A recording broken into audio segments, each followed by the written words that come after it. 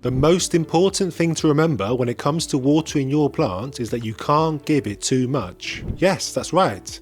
Contrary to what you might have heard, it's impossible. No wait, don't leave the video just yet, hear me out. You need to grab your plant and drench that sucker until you run out of water. Do it as many times as you like and the plant will just lap it up and say thank you very much. Yes, you can even do this with snake plants and succulents. I challenge you to try and give yours too much. You might be there a while though, so best not to take me up on that. Look, you can even do this. I get so many comments on my videos from worried plant parents fretting about how much water to give. And I completely get it. We're doting parents after all and want what's best for our little darlings. You hear about the horrors of overwatering from every corner of the internet, and sometimes it feels like you need a PhD in botany just to know what the correct thing to do is. But once you know the few basic things I'm sharing in this video, it's really not too taxing. In any case, I was this exact same worried plant parent just a few years ago, but once I came to the realization that overwatering is to do with frequency rather than quantity, my mind was at ease. The crux of it is this: your plant hates having wet feet. In other words, it doesn't like to be sat in soggy soil all the time. This means if you're over generous with the watering can and water every 3 days, you'll have a mutiny on your hands. They'll down tools and make a mockery of you behind your back. Chances are the soil will constantly be wet, and this is the perfect breeding ground for a rot to take hold of the roots. And it's not the water that does the damage. Plants can live in water after all, or hydroponically if you want to get fancy. Nope, it's actually the lack of oxygen. Soggy soil deprives the root ball of oxygen, and the roots start to turn black and mushy and die off. Not pretty. And this has a fancy name: anaerobic soil. Look it up if you can be bothered. This is why plants can live in water. There's no soil messing things up, suffocating the roots of oxygen. Change the water every week and you're fine. All of this is to say that you're probably worrying about the wrong thing. Your focus should be on determining when the soil is ready for water and not how much you are giving it. It's really that simple. I say this all the time in my videos to the point where most of you probably feel like you're part of some sort of cult, but water your plant when the soil is dry. Repeat after me: water when the soil is dry. Repeat this in your head as you're trying to go to sleep. Of course, there are tons of ways you can do this. Most people's favourite method is to give your friend a good fingering, so to speak, and if that's working for you, then have at it. I find my fingers to be untrustworthy at the best of times though, so I put my faith in something else. You can use a good old chopstick or popsicle stick if you so desire, but I find that you're waiting around a bit too long for results. I mean, I can't be doing this for every single plant. I've got 2 kids constantly nagging me for my attention.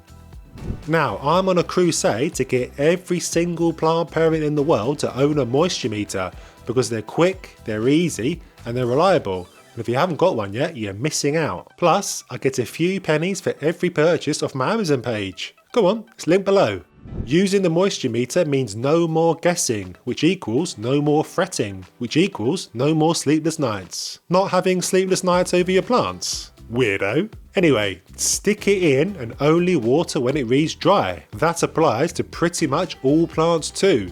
Ficus, pothos, philodendron, monstera, succulents, you name it. Even calatheas need the soil to dry out. People say they like moist soil, but believe me, they hate wet soil more. I try and aim to water them when the meter is just going into the dry zone. The school of thought seems to be that you need to do a background check on all your plants to know how much water they need, but honestly, this extra work isn't really necessary. Always wait for the soil to dry out. I can't think of many exceptions to this apart from bog-loving plants like the meat eaters of the world. To labour the point just a little bit more, I'd stay clear of litting plant apps telling you when to water your little green friends. I mean, how does it know how dry the soil of your little guy is? It's guessing and potentially leading you down the garden path. Don't get me wrong, they can be useful for reminding you when to fertilise, etc. But for watering, I'd just use your own judgment. Okay, then get a moisture meter, silly. While you're there, why not sign up to my free newsletter, linked below, where I send out weekly tips and tricks to help you become a houseplant boss. Go on, join the party. It's free. To stop your plants from dying a slow, torturous death from root rot, you need to keep them in good free draining soil. What on earth is free draining soil, I hear you cry? Well, it's soil with lots of air pockets that allows excess water to flow freely out of the drainage holes in the bottom of the pot. The aim of the game with plant care is to not have excess water lingering around like a fart in an elevator. A heavy soil, such as clay from your garden, or compost is not free draining. Water cannot easily escape and stays in the soil for too long. If there's roots in there, then it's good night Vienna. So what can we do to stop this nightmare from happening? You can either amend your own mix with additives like perlite and bark, or you can buy a decent ready-made mix from somewhere like Cybertanica. And perlite really is plant gold. It's super lightweight, and when added to soil makes it as fluffy and light as a freshly baked scone. Yes, scone, not scone. You can even stick your plants in just perlite as long as you feed them correctly, which does sound somewhat appealing. Not just for the root health, but also those pesky gnats can't make hay in perlite, and I'd do anything to keep them out of my house. I mentioned Cybertanica, and you can bag yourself a 10% discount on all their soil with the link in the description. They've got a mix for pretty much all types of plants, and I'm a big fan. Even with the best, most free draining soil in the world, you'll find that eventually it becomes pretty compressed over time. Have a look at a plant you've had for a couple of years. Try and poke a stick in the soil. I bet it won't go in very easily. And don't worry, I'm not judging the fact you haven't changed the soil in a while. We're all busy people. But anyway, this situation can spell trouble for your loved ones. Don't worry though, there's a couple of things you can do. I like to periodically poke a stick in and give everything a jiggle. Loosens everything up nicely and averts any compaction disasters. And don't worry too much about breaking the roots. They can take a little bit of damage here or there, and as long as you don't go mad, they'll regrow and survive. Another top tip is to bottom water. I know it's not for everyone, but I swear by it. My theory is that because water isn't being poured over the top of the soil, it doesn't compact as much. I think that makes sense anyway. And in any case, watering is a nice even way to get moisture to all areas of the root ball. Moisture gets wicked up through the soil slowly and no parts of the soil get missed. This is key. The next time you top water a thirsty plant and you think you've given it enough, try pulling its trousers down to see if there are any dry patches. You might be surprised. And if you're worried about how much to give, then here's my rule of thumb.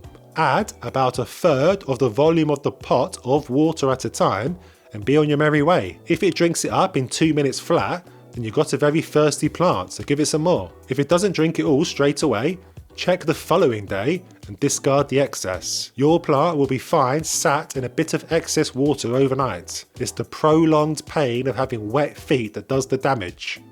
If you're really struggling with your soil and it seems like it's taken an eternity for it to dry out, then the best piece of advice I have for you is to either change your soil supplier or start using terracotta pots. The porous nature of terracotta means water wicks from all sides and dries everything out so much quicker. I actually don't do this, you see, because my soil is decent and doesn't hold on to too much water, and I've had problems with plants not getting enough H2O in them because of how porous the pots are. But if you're in trouble, then it's worth a look.